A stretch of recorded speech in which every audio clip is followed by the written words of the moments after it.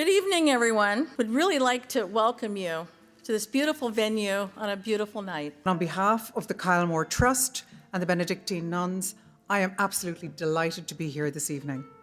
It is such a pleasure to see old friends and new, alumni of Kylemore Abbey School who've travelled from all parts of the States to be with us, colleagues from the many organisations mentioned here already, the Archdiocese, the Consulate, the Ireland Funds and the Irish American Partnership, as well as Notre Dame University, Hofstra and Fordham Universities. And I want to recognize Sister Magdalena Fitzgibbon for flying here to be with us at this event. And we're really here because of your leadership, Sister. Tonight, we are honoring three of the most highly respected leaders in the Irish American community: Timothy Cardinal Dolan, Adrian Flannelly, and Christine McGuinness.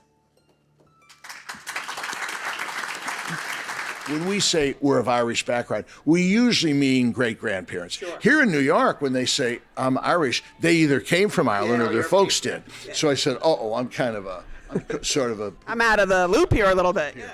But it means a lot, but I really never discovered it until I got to know the sisters from Ireland.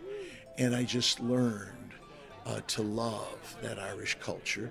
And then as the older I got, I began to reflect to see that the things I appreciated in them, wisdom, wit, loyalty, faith, were kind of part of my own Irish background. When I was posted to our embassy in Brussels and would attend a lot of events commemorating World War I in West Flanders, and Ypres in West Flanders is the city where the Benedictine nuns did have their home, of course. Unfortunately, they were bombed out from there, but they did find refuge and a new home in this beautiful new setting in the west of Ireland. There are these ambitious plans for the order to develop the abbey further as a place of retreat, of contemplation, of welcome and spirituality. And I know you've had wonderful support in that from your friends in the US. But I remember going out there and I thought there was no end. I thought this must be at the end of the earth. But I do remember being so absolutely gobsmacked, with what we thought it was at that stage, and it was referred to as castle. It was Kylemore Castle. However, I think the same day we left there, I haven't called it castle since, because it's the most magnificent abbey. For years, my work, Labora, has been dedicated to creating places and ways that God's creation and goodness can be experienced at Kylemore Abbey. We have done this in various ways: restoring our Gothic chapel and Victorian walled gardens, creating places of beauty and encounter with God in nature for all who visit. Cardinal Dolan, you recognize his service to the community, his dedication, his leadership of the Catholic community, but also of the Irish American community here. And it's always a very special occasion for me and for everyone in the consulate on St. Patrick's Day when we're walking down Fifth Avenue with our visiting minister, Taoiseach, and Cardinal Dolan is on the steps of the cathedral. It's really at the heart of the parade and the heart of that whole celebration of St. Patrick and of the Irish community here. And of course, Christine McGuinness, being recognised for your service as well, your work in the community with Habitat for Humanity and the Leviticus Fund. And also, of course, recognise a real friend of the consulate and a friend of mine, Adrian Flannelly. Your tireless work over a myriad of causes over many years: immigration reform, social justice, peace in Northern Ireland. I know that you're very involved with Habitat for Humanity in New York City, and I've read a little bit about you, and philanthropic work and giving back to others is very important. So I think that, kind of supporting the Benedictine nuns in Kylemore kind of dovetails nicely with how you like to give back. Yeah. I was community service I was taught that at a young age. I went to grammar school and high school where I was taught by the Dominican Sisters of Spark Hill, New York, and then ended up being, the Society of Jesus at Fairfield University and Fordham Law School, which is all about community service. So it's pretty innate for me. We continue to look for our resilience. We nurture those of nurses of ours, those of us that are leaders that continue to struggle. And it is an honor to go out and to try to spread joy and just let everybody know that there is hope. No matter what is happening, Sister Magdalena, you know, right?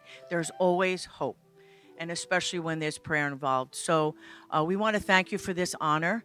We're happy to be here, and I know that Kylemore is a place of peace and serenity, but if you ever need some singing nurses, please call us. And please keep us in your prayers, because we continue to do God's work as you do as well. Thank you very much. You can call on me and I'll be there. Call me brother when you need a hand. You need a hand. When Mary Reed said you have 4 to 5 minutes, I thought she got the wrong number because I do talk shows, and I'm really grateful for this honor. Anything else that I have forgotten to mention will be covered by His Eminence, because we had a chat beforehand. So again, many, many thanks, and to the sisters, we're looking forward very much to be there for the grand opening this coming year. Thank you. God bless. What's up? My dad was unable to make it in here tonight, but he had sent me a text just before I got here and wanted to remind me that my grandmother, who grew up not too far from Kylemore, would be very proud of me tonight. So I'd like to dedicate this award to Mary Catherine Cusack of Ballygar, Ireland. Thank you. I'm immensely grateful for this award. Many of you have asked how I became interested in Kylemore Abbey. And let me tell you, okay, you ready? First of all, my love for Ireland. So anything I'm asked to do on behalf of Mother Ireland, my inclination is to say, count me in. Secondly, folks, would be my immense esteem for women religious in the church, particularly the women religious of Ireland.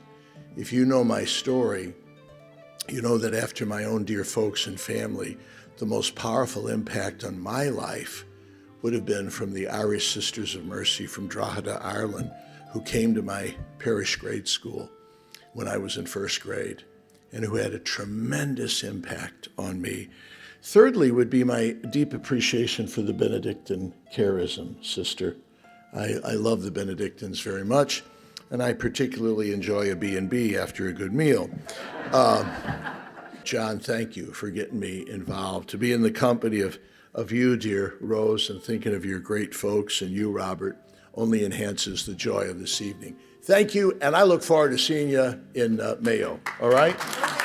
We can't thank you enough, and think of Kylemore in your prayers. Have a great evening, everyone, and we hope to see you again next year.